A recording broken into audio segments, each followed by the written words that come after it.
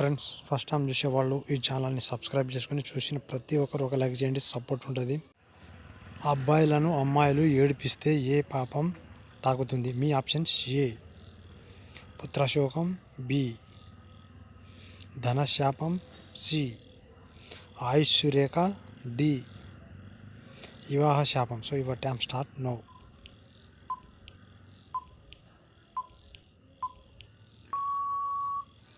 Time of.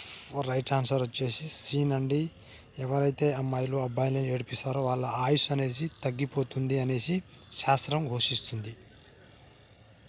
స్త్రీలను ఏడిపిస్తే ఏది ఉండదు? మీ ఆప్షన్స్ వచ్చేసి: ఏ డబ్బు, బి ఆయుష్, సి సంతానం, డి దేవతలు. So your time start now.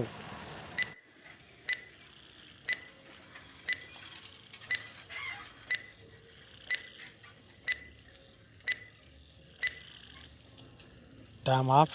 ఇందులో రైట్ ఆన్సర్ వచ్చేసి 3 ఉంటాయండి. ఫస్ట్ది ఏ ఇంట్లో డబ్బు ఉండదు, రెండోది బి ఆయుష్ అనేది తగ్గుతుంది, మూడోది డి నండి ఇంట్లో దేవతలు అనేది ఉండరన్నమాట.